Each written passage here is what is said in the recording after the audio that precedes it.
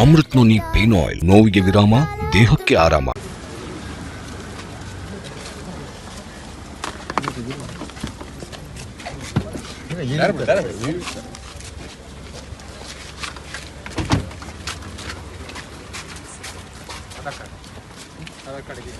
Sir please ಕೊಡಿ ಕೊಡಿ. ಒಂದು ನಿಮಿಷ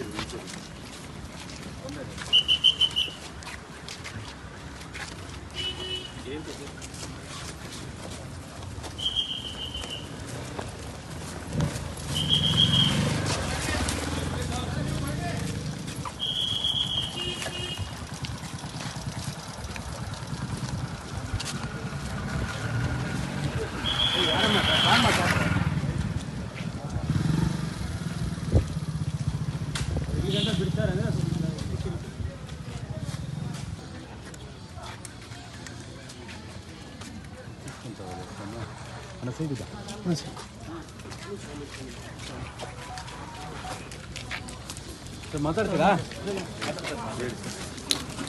ನಿಮಿಷ ಇದೆ.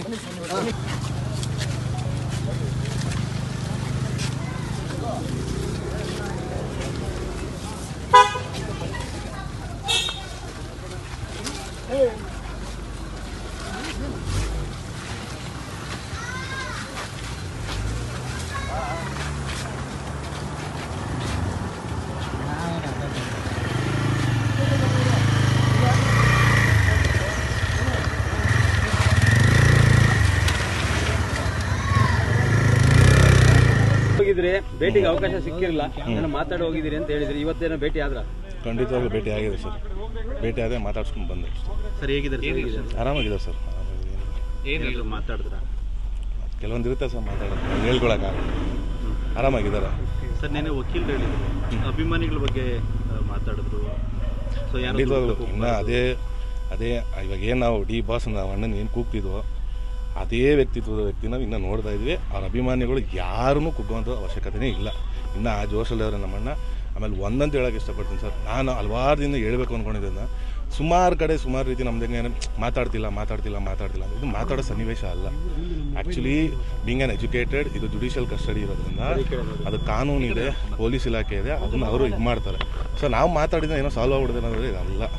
ತಪ್ಪಾಗಿರಲಿ ತಪ್ಪಾಗಿಲ್ಲದೆ ಇರಲಿ ಅದು ಭಗವಂತನೂ ಗೊತ್ತು.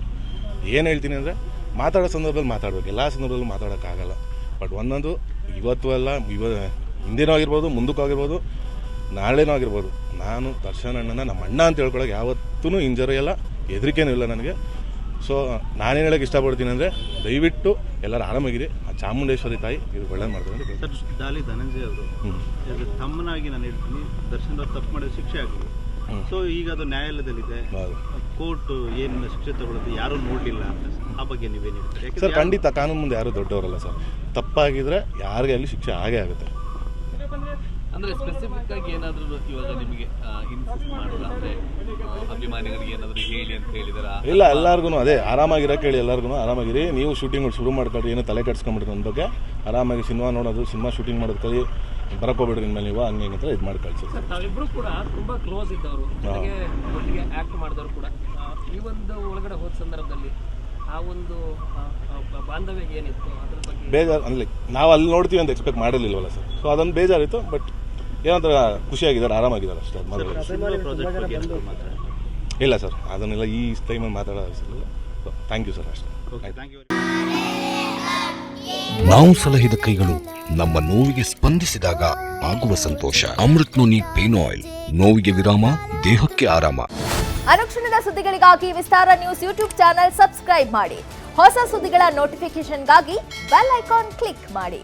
ಲೇಟೆಸ್ಟ್ ಅಪ್ಡೇಟ್ಸ್ಗಾಗಿ www.vistaranews.com ವೆಬ್ಸೈಟ್ಗೆ ವಿಸಿಟ್ ಮಾಡಿ. ಅಂಗೈಯಲ್ಲೇ ಜಗತ್ತಿನ ಸುದ್ದಿ ತಿಳಿಯಲು ವಿಸ್ತಾರ ನ್ಯೂಸ್ ಕನ್ನಡ ಆಪ್ ಡೌನ್ಲೋಡ್ ಮಾಡಿ.